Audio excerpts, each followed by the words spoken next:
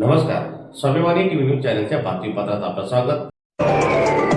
धुळे तालुक्यातील कापडणे येथे पालकमंत्रीच्या हस्ते झाले LLP अत्याधुनिक जिनिंग व प्रेसिंगचे उद्घाटन.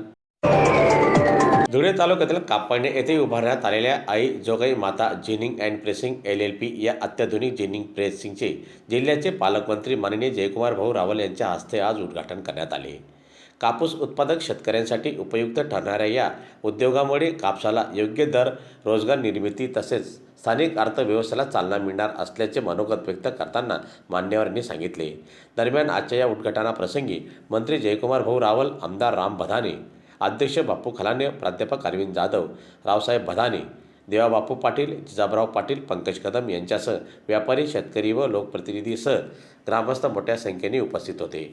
तपस्यानंतर आजोबांनी सुरुवात केलं कापसाचं काम, वडिलांनी त्याला पुढे नेलं आणि नातू तर थेट उद्योगपती बनला. हे अत्यंत सुंदर असा हा महोत्सव आहे. या सगळ्या जिनिंगचे मालक श्री महेश अरुण पाटील उर्फ सोनूदादा, श्री अमोल भोरसे, श्री राजेंद्र भाविस्कर, श्री दीपक आधार जाधव, श्री राकेश पाटील, राहुल पाटील आणि अजून जे कोणी मदत करणारे सर्वच बंधू मित्रांनो, सगळे त्यांचे परिवार, आप्तेश, आज फार आनंद होतोय की आपल्या या कापडणा गावामध्ये शेतकरीच्या मालाला मूल्यवर्धन करण्यासाठी फार्म टू फॅब्रिकची संकल्पना ज्या राज्यामध्ये आहे तो जिनिंग आणि प्रेसिंगची सुरुवात आपल्या सगळ्यांच्या साक्षीने होते. ही अत्यंत आनंदाची बाब आहे. फार पूर्वीपासून कापडणे शहर हे शेतीचा प्रयोग करण्यासाठी अत्यंत नावाजलेलं गाव आहे. परिसर सगळा आहे.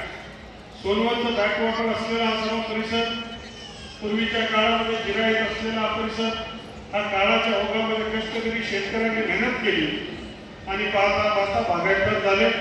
आज भाजीपाला जर धुळे क्षेत्राला कोणी देत असेल, थेट सुरतपर्यंत, इंदोरपर्यंत भाजीपाला जात असेल, तो आमचा या कापडणे परिसराचा आहे आणि त्या गोष्टीचा सार्थ अभिमान आम्हाला सगळ्यांना.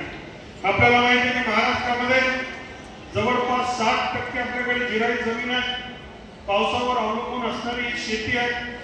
जेवढा पाऊस पडला त्याच्यावर शेती आपला हा महाराष्ट्रातला बहुतांश विदर्भ, मराठवाडा आणि उत्तर महाराष्ट्राचा शेतकरी करत असतो आणि म्हणून कापूस हा त्याच्यासाठी अत्यंत महत्त्वाचं पीक आहे.